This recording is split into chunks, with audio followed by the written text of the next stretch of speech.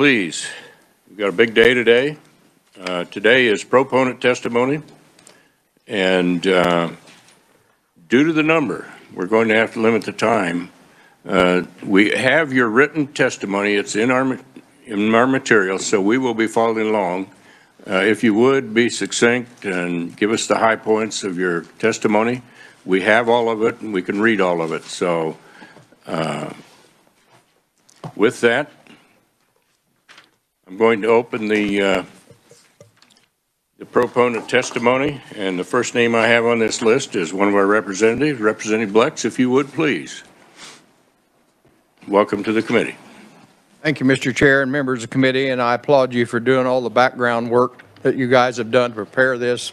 I had the honor of serving on that committee about 4 years ago, and it's very dear to me, and I'm very passionate about it. I've got a written testimony, and I guess my work experience has been in probably all the disciplines that you're trying to combine. County chair for 9 years, wildlife and parks biologist for 28 years, and then I worked as a private contractor for watershed restoration and protection. So KDHE, Division of Water Resources, Division of Conservation, certainly that.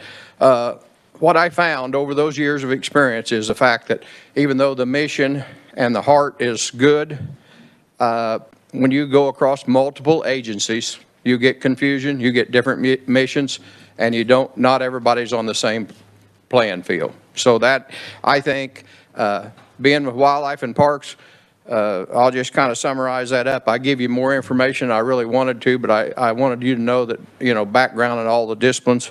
And basically, until wildlife and parks received a cabinet level status, we were not really a player at the table. And I think this is exactly what this bill will do. We'll put water and environment at a cabinet level that will have the governor's ear, no matter who that governor is, and be able to get funding. And I certainly believe that water is so critical to our economic lifeblood, and I believe that we need to do this. It's been a priority for a long time, and if we don't do it, we're going to be taking an economic backseat. And I thank you for that. And I got to go to another committee, Mr. Chairman. So thank you for the opportunity. Committee members, you want to question him, you'll catch him in the hallway or on the floor. Yep. Thank you. Next on my list is Don Bueller, the Friends of the Caw.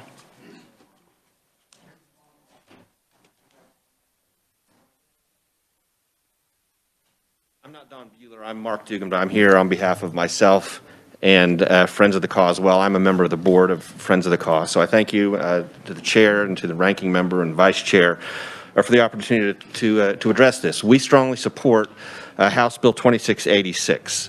Friends of the Caw, the board of which I sit on, is a conservation organization dedicated to the protection and conservation of the Kansas River through education programs about the Kansas River ecosystem, and development of the Kansas River Water Trail.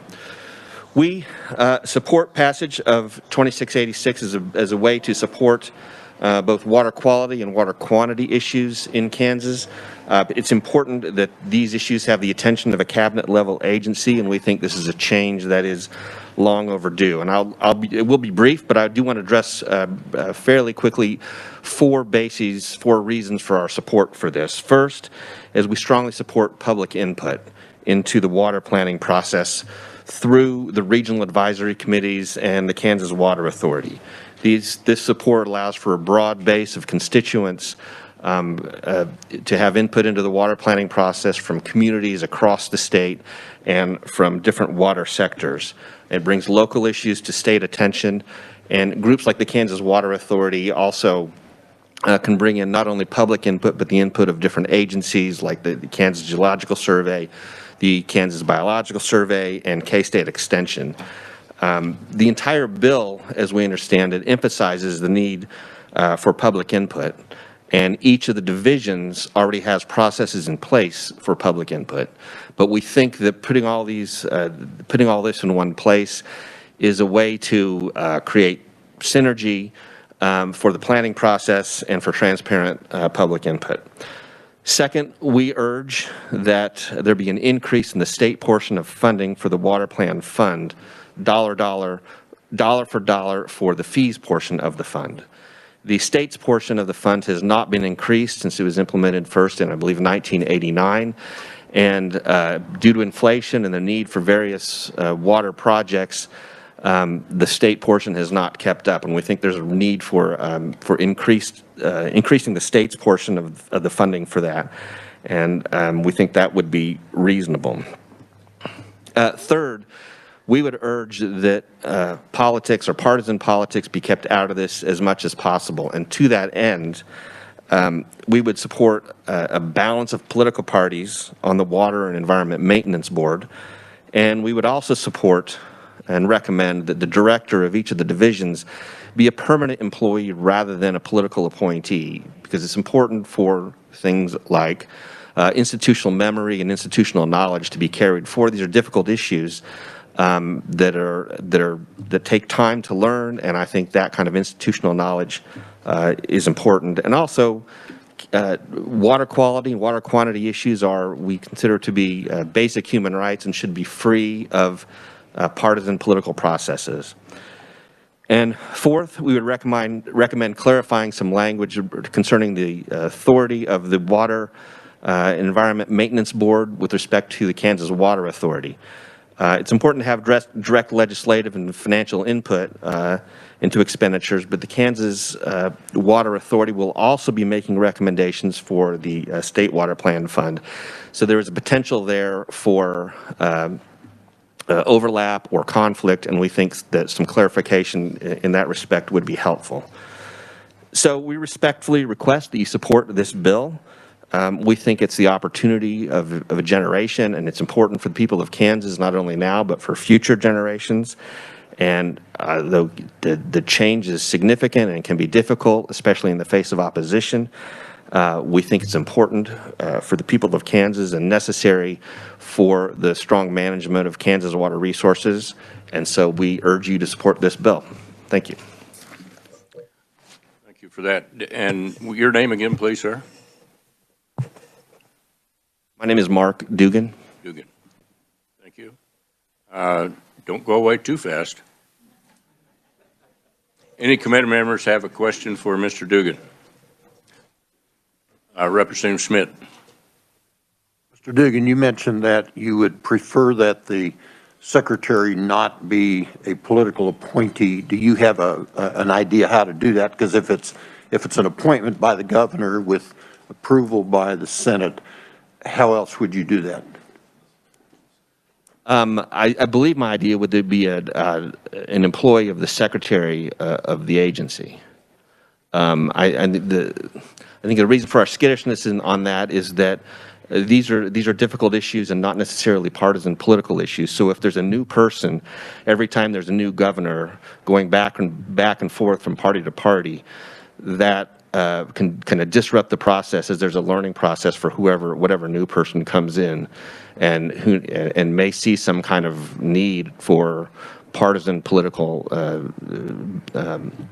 input into something where that's really not necessary and not useful.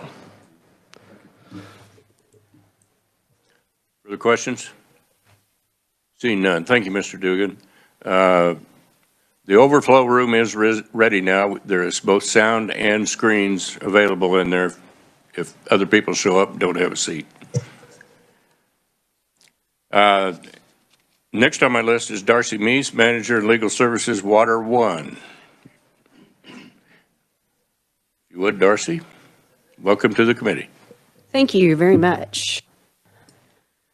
Thank you, Chair and committee members, for having us here today to talk about this bill. I think this is very exciting, something that, many parts of this bill have been talked about for a long time. So my name is Darcy Mease. I am the Government Relations Manager for Water District Number 1 of Johnson County, Kansas. So Water 1 is the public water supply system for 457,000 residents in Johnson County. We get our water from the Missouri River and the Kansas River, and we also are members of the Water Assurance District, the Kansas River Water Assurance District. So we purchase storage in those federal reservoirs to make sure that the flows will keep coming in times of drought down the Kansas River. So as the largest water supplier in the state, we certainly have to be involved with water policy development and regulatory development, both at the state level and the federal level, and we certainly have been over the years. Our general manager, Mike Armstrong, is on the Water Authority. I'm on the Regional Advisory Committee for the Kansas River, and my colleague, Michelle Worth, is on the Missouri River Regional Advisory Committee. So we've been very heavily involved in the water vision process that was underway in 2015 or so. And as part of that process, we urged that water quality be included in the water vision. I think that we also had a lot of discussions at that time about sort of the inefficiency of how water is governed in the state of Kansas. So seeing this reorganization in House Bill 2686 is a very positive thing in our position. We think it can only lead to more efficiency in government and decrease duplication, even as water professionals thinking about these things every single day. Sometimes, depending on what we're dealing with, whether it's a project, whether it's a water right issue, you know, you have to think about who do we call for this. Sometimes we have to call all three agencies to work through things, and it becomes very complicated. I think the most important thing about this change, though, is that it rises water up to the level a level of importance that it needs to be in the state of Kansas. There's really no more critical thing in Kansas to the economy and to life in Kansas than water.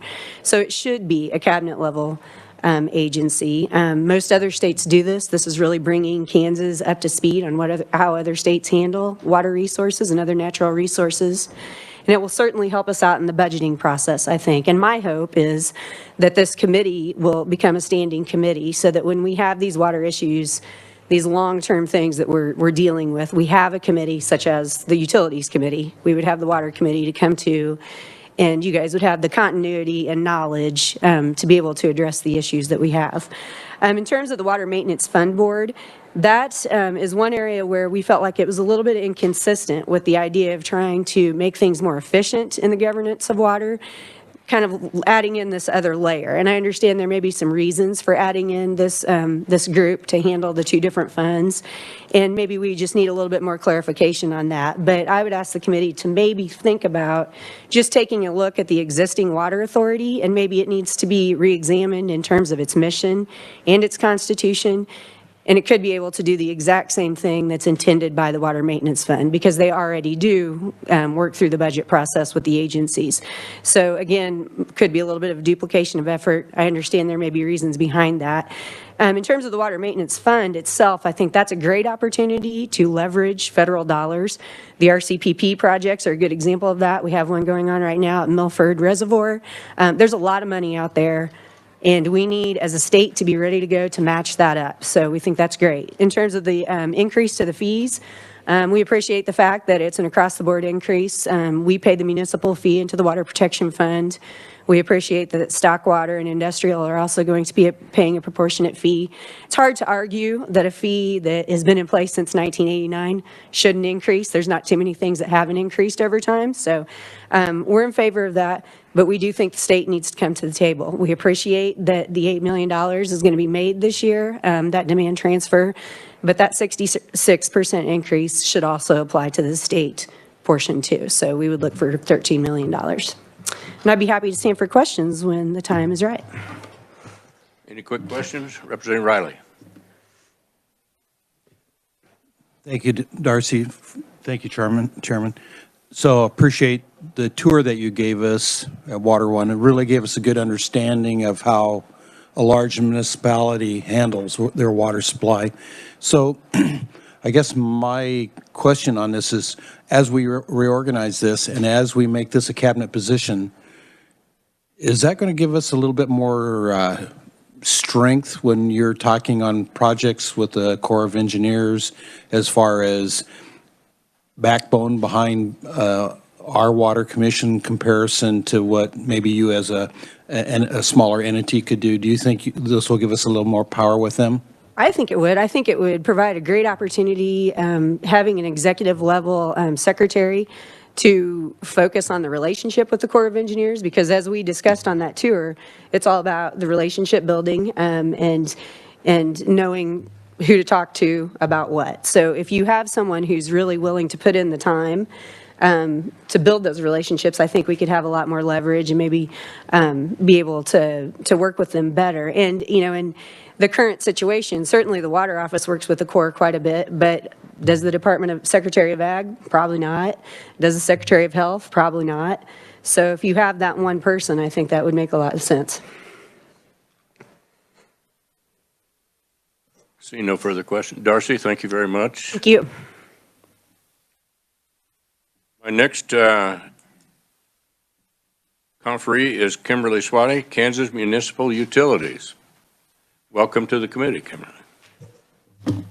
Good morning, Mr. Chairman and members of the committee. My name is Kimberly Ginter-Swati. I am pleased to get to be here before you all this morning on behalf of Kansas Municipal Utilities, and we are testifying in support of House Bill 2686. And as I look around at the committee makeup, I realize that all but 3 members of this committee have municipal utilities in their district. So your community owns your electric, natural gas, water, wastewater. So we are the state association for 118 community-owned electric utilities, 50-plus community-owned natural gas utilities, and more than 500 community-owned water and wastewater utilities. So this piece of legislation strikes very much at the core of what it is that we at KMU do. We have some of our communities include the city of Wichita, which is the largest municipal water system in the state, down to Argonia, which has about 100 meters. So our members are very diverse and span the scope and the scale and all of the issues when it comes to water and wastewater policy that the state can experience. So cities have always been at the forefront of public water supply matters in the state of Kansas, and it's hard, it's incredibly hard to ensure that we have adequate water supplies for our citizens.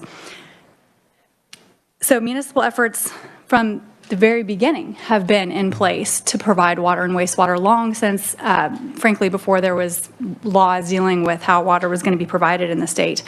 This has been your experience over the last 2 years, has been the equivalent of a PhD level seminar in Kansas's water policy and water law.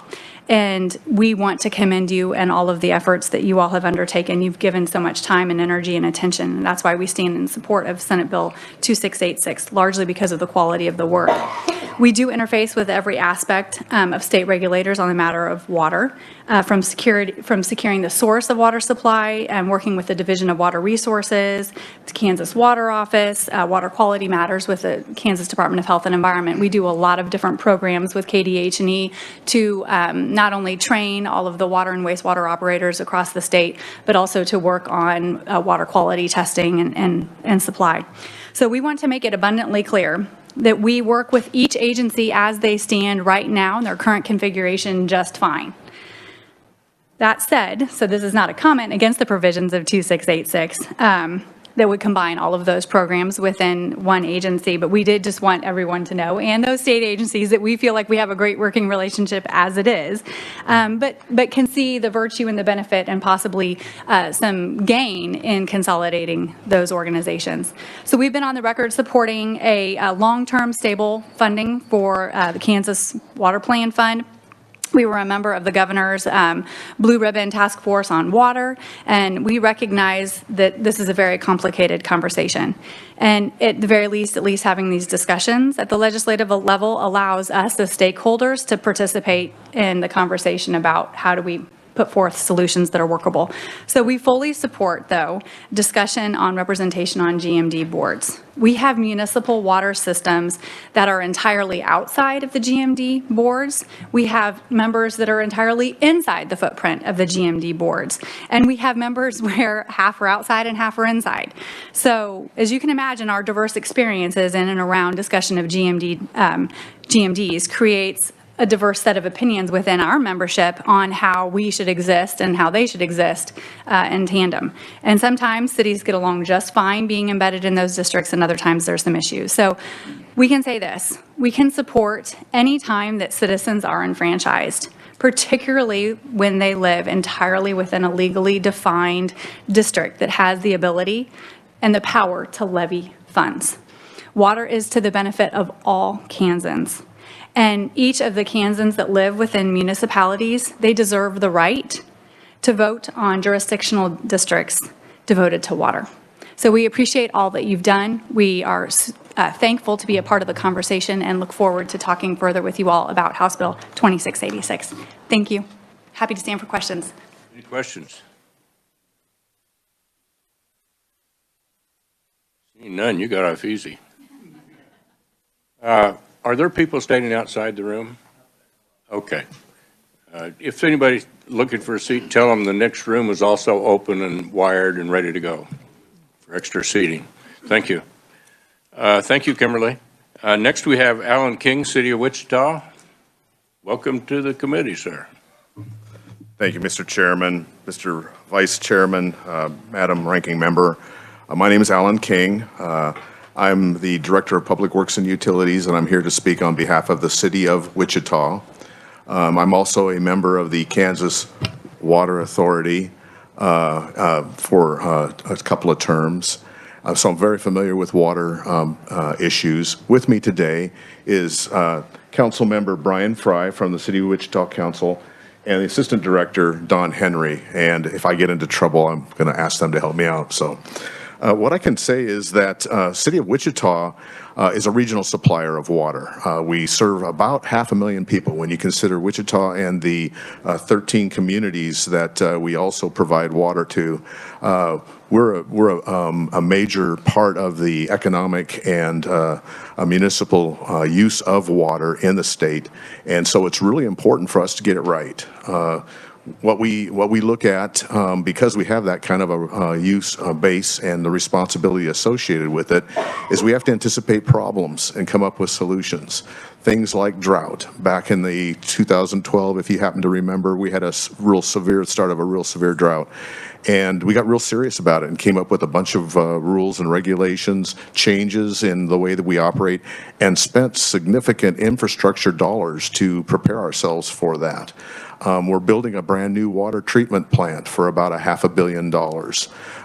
We spent over $200 million on an aquifer storage and recovery system that takes water out of the Little Arkansas River, treats it to drinking water standards, and pushes it into the Equisped aquifer so that we can keep those levels high and be prepared for a drought. We take these challenges really seriously.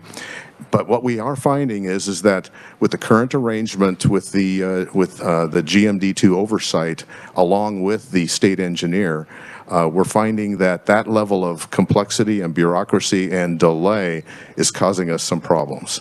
We believe that the local water problems and challenges should be solved at the local level. We're not here asking for more money.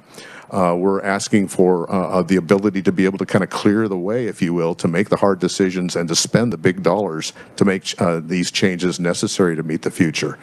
We're not here to really weigh in on the reorganizational aspect of this bill.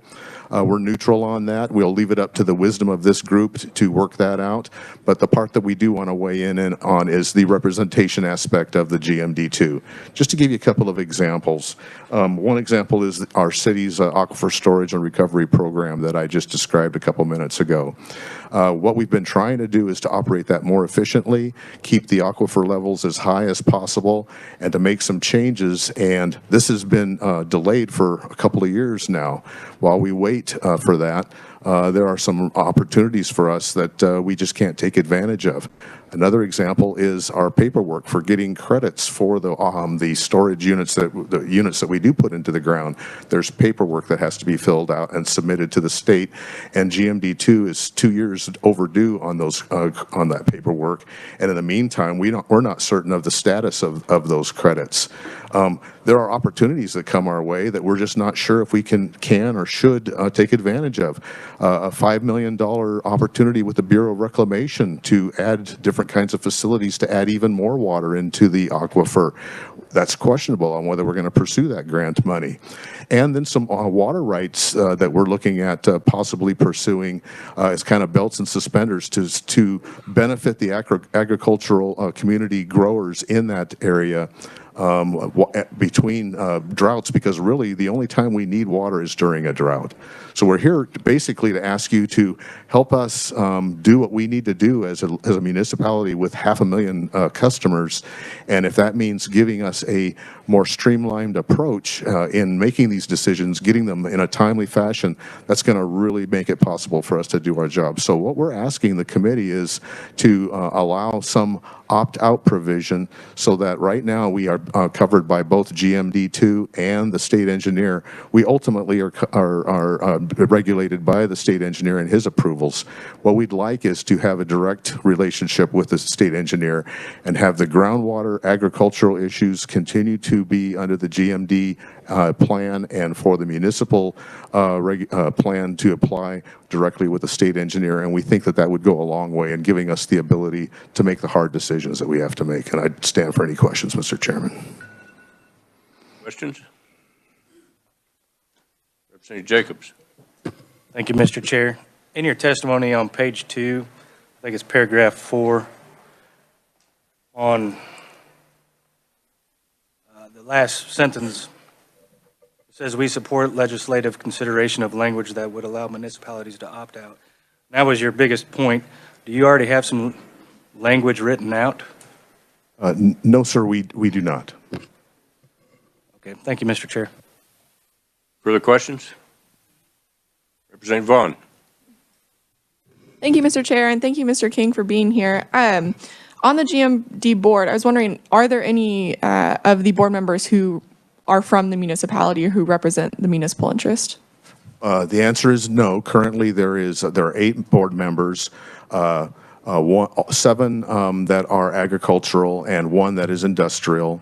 It used to be that there were 3 representatives, then it was voted down to 1, and now even that 1 has been voted off. The way that the elections are held make it very difficult for a municipal representative to be on the board. And we have over 20 cities that are represented in that GMD2. And what makes it a little bit unusual is that over 30%, over about a third of the water rights are held by municipal users, and yet we have 0 representation on the board. Thank you for that. Thank you, Mr. Chair. Further questions? Seeing none, thank you for coming. Appreciate it. Next, I have Zach Pastoria, Kansas Sierra Club. Welcome to the committee. Morning, Chairman. Morning, members of committees. Great to be before you this morning. I was running a little late and actually forgot my tie, so I apologize. It's really glad to be before you. Zach Pastora, proud lobbyist for the Kansas chapter of Sierra Club, statewide grassroots organization dedicated to enjoying, exploring, and protecting the great outdoors of Kansas. We have nearly 5,000 members across the state. Proud to testify before you on House Bill 2686 in strong support. A key term I want you to remember throughout today is return on investment, okay? Farmers across the state of Kansas are utilizing precision agriculture to reduce their inputs, save water, save costs, and increase their return on investment. Okay, how does that apply to this bill? I think about all the work that this committee has done, the leadership in putting this bill together, thinking about the future for not just agriculture, but all of Kansas. I'm thinking about this bill and how it can create a return on investment for the future of Kansas. Okay, and I think about what we've done this year in the legislature and passing an incentive package for a mystery company that promises to add jobs and economic stimulus to the tune of $1 billion, maybe plus dollars that the state rewarded. I think about what is the value of water to the state. I just looked up just the output, annual output from just agriculture alone, right? That uses, northwards 80% or more of the state's water. 20% of the farmers use 80% of the state's water. I think that's important to keep in mind. But that direct output, I learned, was $47 billion, 135,000 jobs. The total impact, 250,000 jobs, and $67 billion. Okay, and that's not to mention, right, everything else that relies on water. Life relies on water, our ecosystems, our aesthetics, our be able to enjoy the recreational uses of water throughout the state. Some things that Sierra Club, and I'm sure many of you feel, make Kansas really a great place to live, raise a family, et cetera. So it's with that context that we want to encourage you to get some form of this bill passed through the legislature this year. This is, in our view, the most transformational water policy bill that we've seen maybe since the late 80s, okay? So you here today, you champion this across the legislature this year, will create a legacy for our generation, current generations, but generations to come for Kansas. I think we can't lose sight of that. There's going to be some things we can improve upon this bill, right? But let's keep that notion in mind, how important it is to conserve water for our current industries, but also for future generations' industry as well. Let me offer a few specifics on the bill, if I will. We also agree that maybe consolidating our agencies is a smart idea. We got to do something different, and maybe having that focus, sharper concentration on water, putting water quality and quantity together makes sense. Providing for that cabinet level authority makes sense. So in our view, this is a good step in the direction. We'll see how it goes. We need changes to happen, and so we'll leave it up to the wisdom here, but we would support that consolidation to help the state's water. I would concur with previous conferee's comment about maybe the Water Maintenance Board being perhaps redundant, or maybe the other duties could be absorbed by the Kansas Water Authority, et cetera. Separating the chief engineer from out of Department of Agriculture makes a lot of sense, and I do need to correct my testimony here. I have it listed as Kansas is the only state in which the Water Rights Agency is subordinate to the Department of Agriculture, but my understanding is that just last year South Dakota combined their Department of Agriculture and water agency. So 2 states, okay? There's a lot that can be done. It's important that we have a neutral position there and not have it biased by the industry that has a dedication to serve, promote, and grow the state's agriculture industry. And maintaining the water conservation shouldn't be subordinate to that. You know, I think about the fees, and we'd agree with the fees. 30 years have passed. A lot of fees on everything else have gone up. I'm glad that we raised the fees in this bill. On stock water, industrial users, public water supply systems. We could also include maybe increasing pesticide and fertilizer fee and some of those sand royalty fees and the other fees that go into this. But I've got some messages recently from maybe the opponents you'll hear from tomorrow. And I agree that the state needs to do its part to ante up on the water conservation. I know some folks on this committee are going to the budget committee and saying we need the state's portion of the water. So I agree with that. We need to get that state's portion, especially if we're allocating a lot of money to other economic tools, et cetera. We should do the same for water. Also agree that the water rights fee, which is good. I mean, we're asking in this bill $1 for 325,000 gallons of water, $1. You know, for our heaviest users in the state, that's not too much ask, $1 per acre foot. And in fact, we would say we should increase it. But I do agree with the sentiment that maybe we should actually assign the water costs to the use and not just the authorized amount. That could help increase conservation, so I think we can include that change in the bill. We'd agree that maybe more could be done. We appreciate the good work that some of the groundwater management districts have been doing across the state, especially in that northwest corner. I think more reporting, more conservation plans doesn't hurt in helping us, the public, in charge of the state's precious resource here, to get a handle on how we could better conserve it for future. Final comments, Chairman. You know, when we were thinking about transformational policy to help the water in Kansas, you know, certainly reorganizing the bureaucracy of the state government to better address the programs and all that is important, okay? But I think there's some other things we can include in this before it gets across the finish line. I think we should think about how water policy impacts wild Kansas and our ecosystems, wildlife and habitat, and including soil health.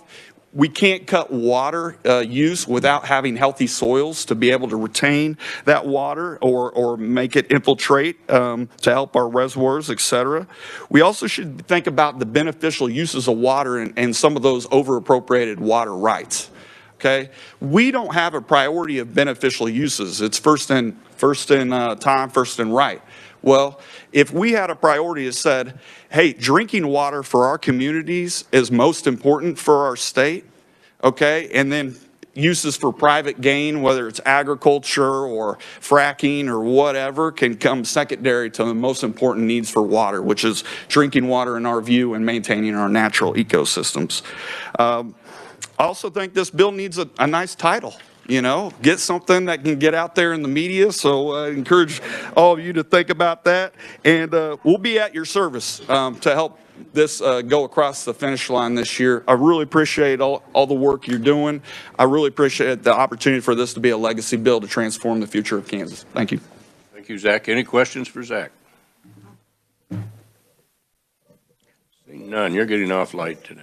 Thanks. Thank you for coming. Next, I have Josh Swatty,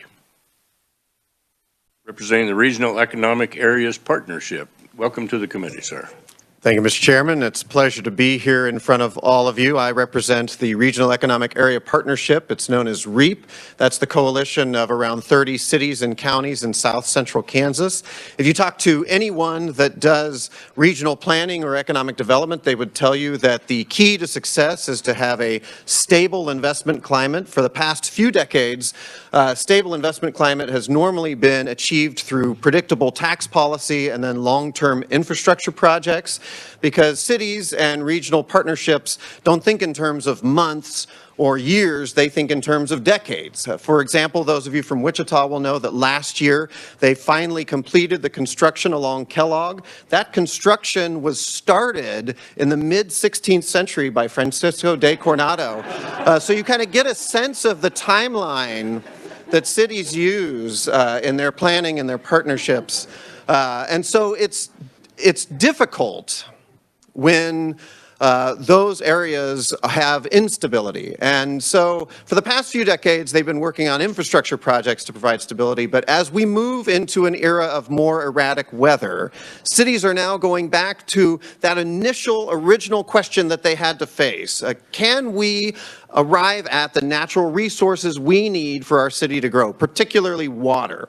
And in the case of South Central Kansas, we clearly have a problem. You heard that explained by the city of Wichita. You realize the stress between the GMD2 and the city of Wichita and South Central Kansas. I won't revisit that to you, except to say we need to find a solution to that problem this session.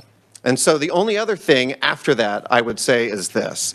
I've been around this process for around 20 years. You will find at the conclusion of your tenure in the state legislature that as you look back, you will realize there were very few moments when there was actual political courage that you witnessed. This bill, this 283-page bill, is political courage. There's a reason no one puts things out like this forward, because they can immediately be shot down. Your committee leadership looked like pincushions this morning when they got up because they had so many arrows stuck in them. It's a lot like redistricting. The first person to put the map out there, then everybody says, well, this is the worst map in the universe. Except with redistricting, you have a constitutional requirement that you have to do it every 10 years. There's no constitutional requirement for this committee or this legislative body to address water issues. The only force that can get anything to happen is political courage, your political courage. So REAP is not here to say you've got to pass every tenet of House Bill 2686. And I fully anticipate that tomorrow you are going to hear thousands of reasons as to why this bill can't move forward. And most of them are probably going to be valid. But we have talked about water for years. We've had interim committees on water. We've had committees on water dedicated. We've had blue ribbon task forces on water. No one has ever put something out on the table. So from REAP's perspective, we would ask for two things. We definitely need a solution to the problem in South Central Kansas this session. But we would also hope that this committee recognizes the moment you are in and chooses to use this bill as the beginning of a conversation about what to do with water in the long term. And you can do some of that in the short term in the next couple of days and get this process moving. But it can also be used as a template for things to do in the long term. And I would encourage this committee to rise to the moment and to the leadership demonstrated to you by the leadership of this committee to make sure that that conversation moves forward. Thank you. And I'll stand for questions. Thank you for the passion. Any questions, committee? Again, you got off light. Thank you for coming. Appreciate it very much. Next, I have Mr. Burt Griggs, Professor of Law, Washburn University. Welcome to the committee, sir. Chairman, it's great to see you in person. I'm sicker of Zoom than you are, I can assure you that. First of all, I'd like to echo the sentiments of various other speakers to channel the great Yogi Berra. Thank you for making this day necessary. You put together a bill that has been carefully drafted. I am here as a water lawyer, as a water law professor. I appear before you at the invitation of the committee and on my own behalf. I support this legislation and commend the committee for its diligence in drafting it. You have all heard a lot from me already. I testified at length twice last year. I submitted testimony in support of the bill yesterday. As a preparatory matter, I'd like to emphasize the central character of Kansas water law. It's a necessary combination of private property rights and public dedication of the water supply to the state. And with that general rule about Kansas water law, I would like to limit my comments to three subjects. The first concerns reorganization. And I'll submit to you two facts. Most Kansans, first of all, even those reasonably knowledgeable about water, are confused by state water agencies. They're confused why the Kansas Water Office is an office that has little to do with water rights, why the Kansas Water Authority has no actual authority, why water has been filed in the governor's sub-cabinet, but not the cabinet, and why the Division of Water Resources is located within a Department of Agriculture. It is all quite confusing, and it shouldn't be. You guys can clear that up. Second, Kansas is the only state in which the state water engineer is legally subordinate to an agricultural department that's led by a political appointee. I challenge opponents of reorganization to explain why Kansas should continue to occupy this legally and structurally indefensible position. There are many ways to improve the organization of our water agencies, to produce greater efficiencies, and to reduce administrative overhead. Every other Western state has done so.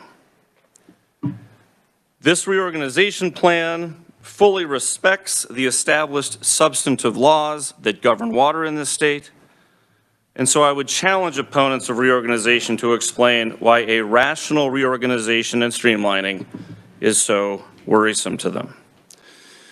My second subject concerns property. Property rights that are not defensible are not property rights. The ability to exclude is the essence of a property right. But our current organization places both the secretary and the chief engineer in potentially different and difficult relationships regarding property rights. The secretary is a political appointee and thus sensitive to political pressures, possibly to favor one property owner over another.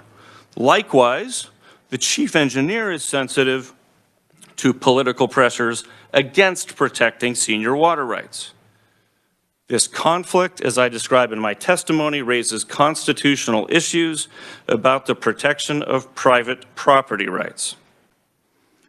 The bill eliminates this problem at the procedural level. It makes the chief engineer solely responsible for his or her own decisions. If the chief engineer got it wrong, sue the chief engineer. That's the way every other western state does it. That's the way Kansas should do it. Wyoming takes it so seriously that they put this in the state constitution. And they did it at statehood in 1890. My final subject concerns the public. In the GMD Act, you, the legislature, wrote in 82-810-20, the first statute in that act, that groundwater is important to, quote, local water users. Water users, not just water rights holders. But under the current voting procedures, most water users are excluded from GMD governance. And as I described in my testimony, this also raises constitutional issues about representation. And to those who challenge these reforms, I would again ask for an explanation for why they are so threatening, given that GMDs do not have independent regulatory power over water rights. With that, I'd be happy to stand for questions. Thank you. Thank you, Professor Burke. Any questions? Thank you, sir, for your testimony. Appreciate it.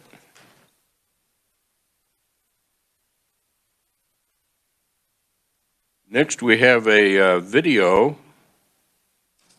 a presentation by Lucas Bashir, professor, Department of Anthropology at Oklahoma University. He is also the author of the book Running Out. He attended our Garden City meeting, got to meet him, and is he available now?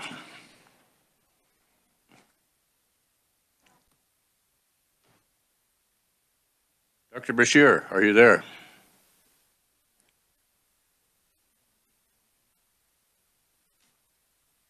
He has technical issues.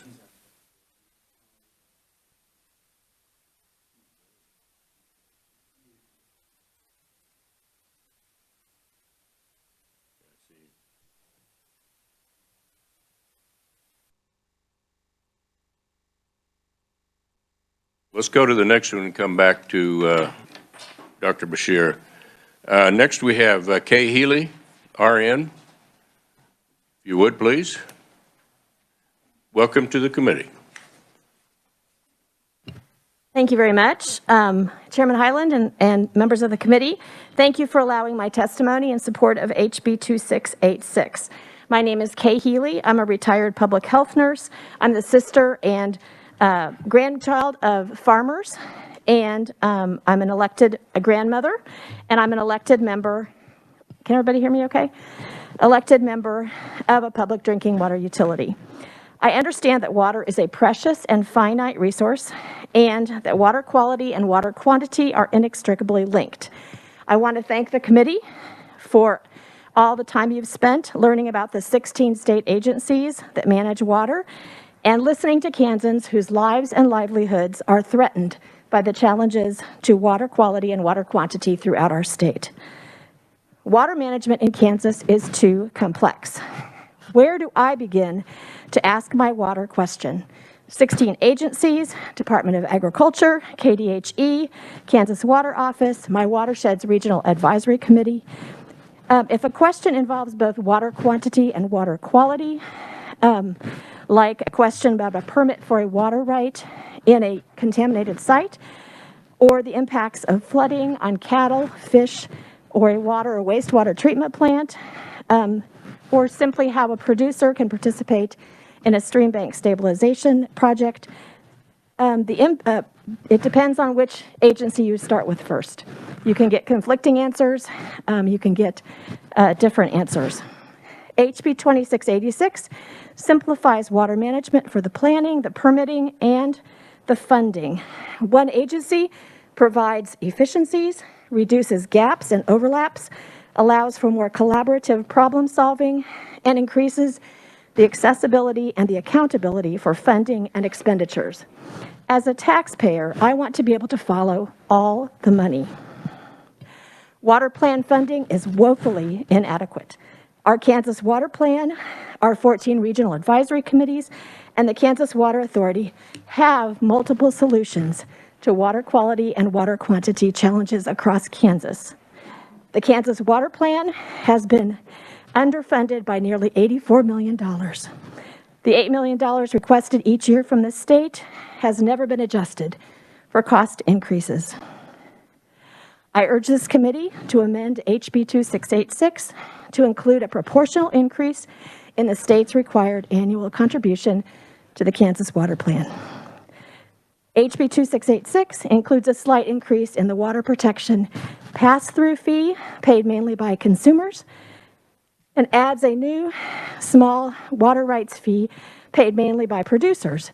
So both groups contribute, and this is fair. The water plan has solutions. The solutions require funding. Communities are running out of time. As a grandmother, my eyes are toward the future.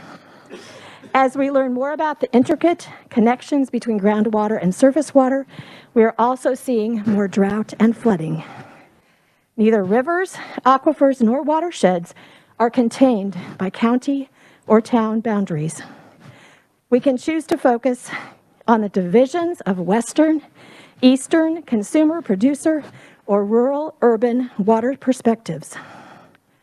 Or we can commit instead to focus on protecting the quantity and quality of all the water in our state for the benefit of all Kansans.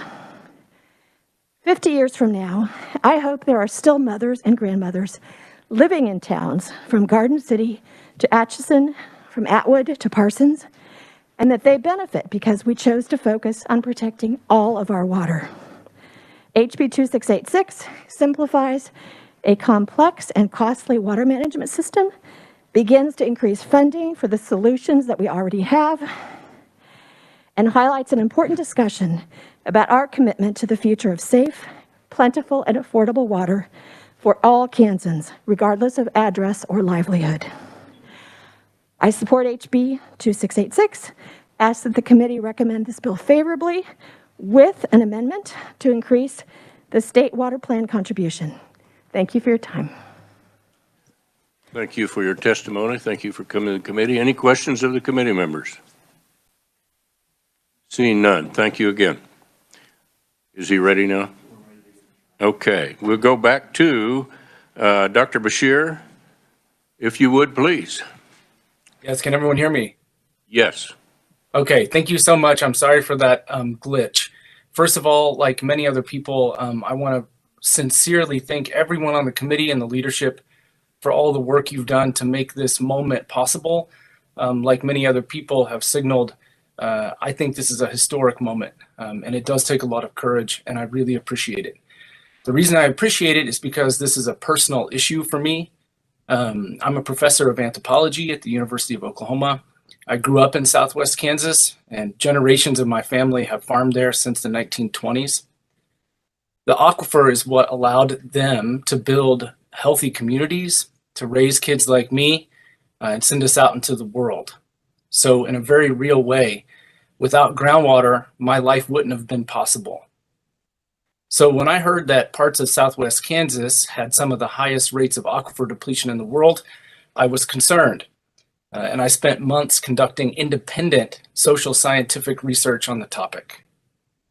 I learned a lot, but of the many lessons that I learned, one major point stood out.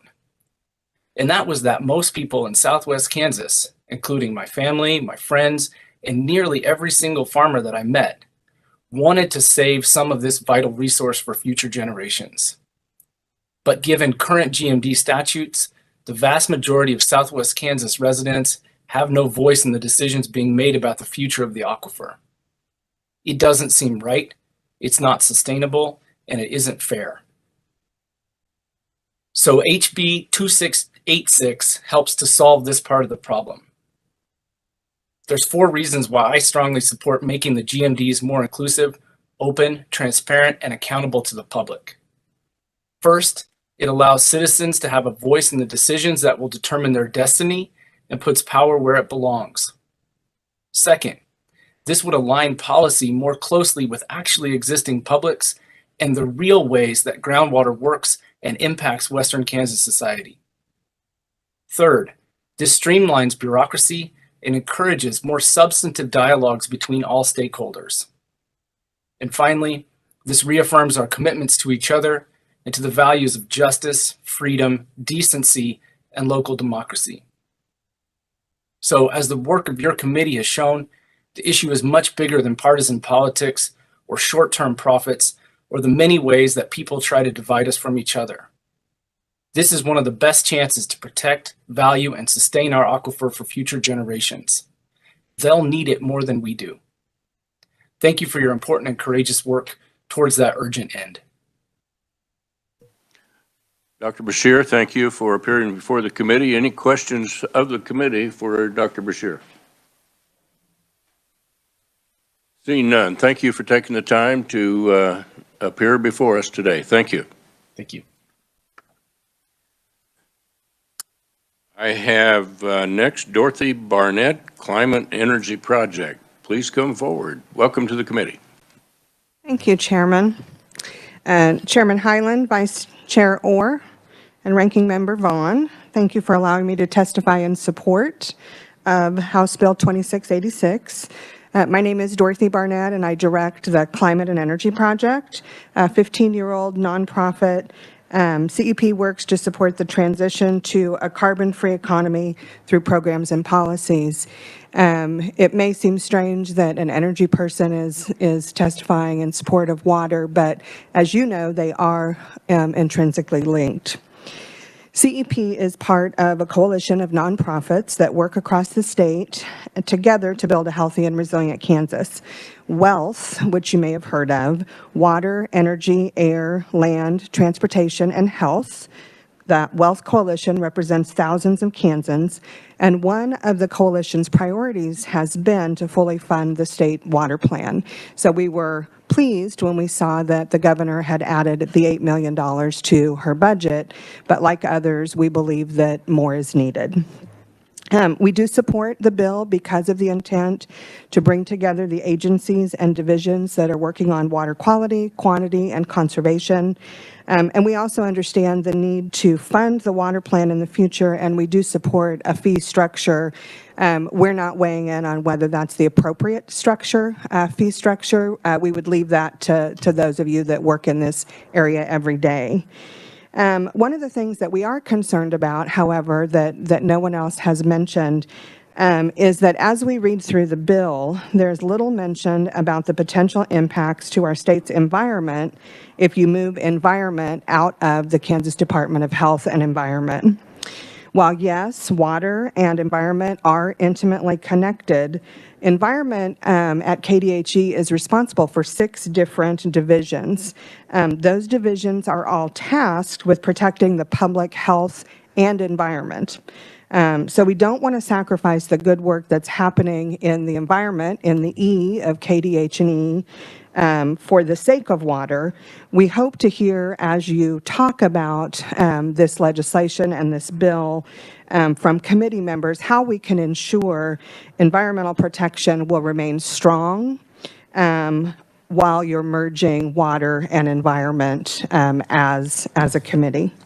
So with that, I echo the thanks for your work on this legislation and appreciate that, we hope you take the first step to protect our state's water quality, quantity, and conservation while also thinking about any impacts to the environment in KDH&E. Happy to answer questions. Thank you, Dorothy. Do we have any questions for? Seeing none. Thank you for your testimony, and thank you. Now, if my sheet is right, that was the last of our oral proponents. We have written proponents, and you'll see we have 1, 2, 3, 4, 5, 6, 7 written proponents. If the committee would look through those and read those. We have heard some nuggets within there as suggestions and that we will take into consideration. I have had one special request for an opponent to speak today. They won't be able to come tomorrow, so, and we're not sure what's going to happen tomorrow, quite frankly. But that opponent, I've been given, will give them special permission to speak today. So I close the conferees, the proponents, and I now will open it up for the opponents. And I asked to come forward Greg Zwick. How do I pronounce that? Craig Zwick. Okay. Craig, please come forward. Groundwater District number 5. Welcome to the committee.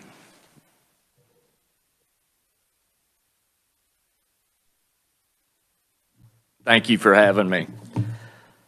I represent Groundwater District 5 out of the offices in Stafford. We're opposed to this because of several different issues. We have been very proactive in doing things in our area to help the water, decreasing water deal. We're afraid of losing our representation, being able to help with the cause. The district was started in 1976. Since that time, we have done several things to do that. We're working with Corvera now on that project. We've got the wet walnut situation. The representation, the way we are set up today, is we have one from every county in our area and an at large. The advantage of having this is we know what is going on in our area. We know what we need to do and how to try to do it, and trying to get that all done is very important in us. Everybody in there, including me, we're just people. We want what's best for the water rights, what's best for the land, you know, whether it's doing conservation stuff, whatever we do. We're just common people, not politically oriented. We just want to do what's right for the area and what we can do to better this situation. We feel like that we'll be losing them rights in this bill, so that's why we oppose it. Do you have suggestion for improving it? We're ongoing all the time. You know, it's a moving target. I do not know how to improve it, you know. Okay, I appreciate that. Representative Riley. Thanks for being here. And so how many currently, you said one from each county. How many currently do you have on your board? We have 9 on our board, 8 counties representative, and 1 at large. And it's 3-year, it's a 3-year term. You know, the other thing in there is term limits. I am just concluding my 2nd year. It takes forever to figure this thing out.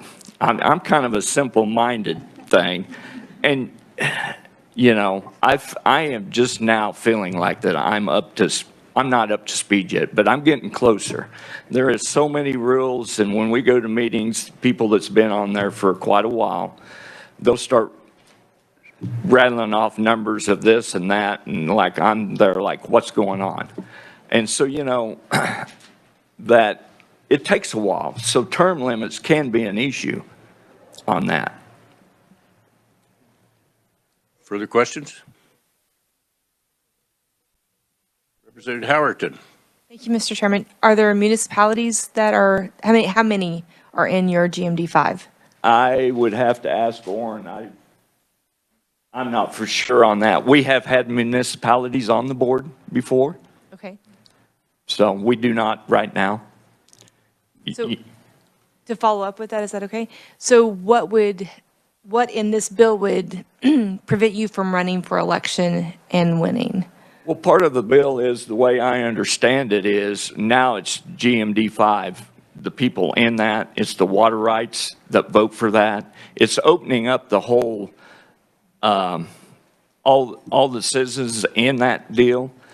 It could become real political. It could be a way to walk their way up. The people that's on the boards now, I don't know that I would have taken the position if I'd known it was as political as it was. I was there for the goodness of it.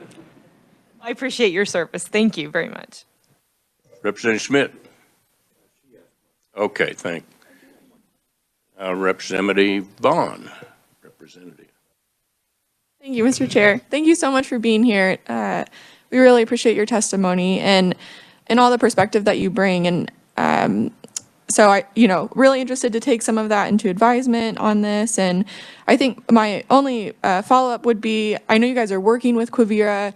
In the long term, have you come up with some sort of conservation goals or ways to conserve the water in GMD5? And I know your issues are a little different because water quality is more potentially a concern in GMD5, but is there an overarching strategic plan or strategy to help work towards those goals, if you don't mind? Thank you.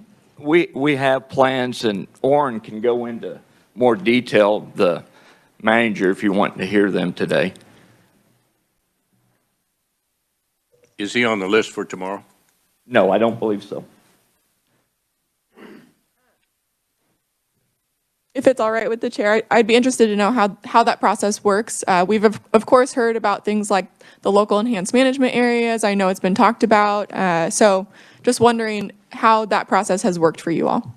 The one thing that we have in our area is very unique. Where I live at, in 19, we had water running out of the ground when it was wet. In our western area, they are looking at some declining. It's stabilized. But so, there's unique situations. There's areas where you could do more, have more water.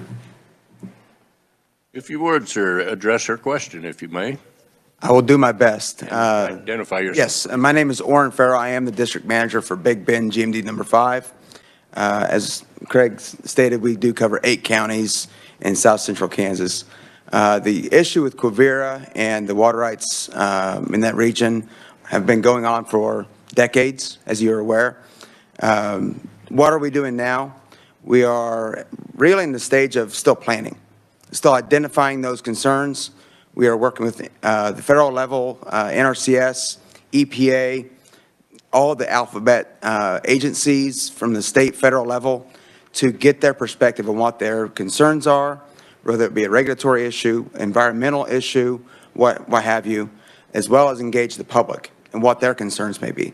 And so that we can bring that all together through a formal process. It got kicked off last month in January. So what is the plan? We don't have it defined yet. There are some ideas being thrown against the wall, but I would encourage everybody to keep in touch and keep watching that watershed plan process because it is a very public and transparent process as it goes forward. But by the end of this year, we plan to have that resolved, or at least to have a good game plan going forward for what that looks like for the future. Great, that's really good to know. Thank you for hopping in on the spot here and for your testimony. Thank you. Thanks, Mr. Chair.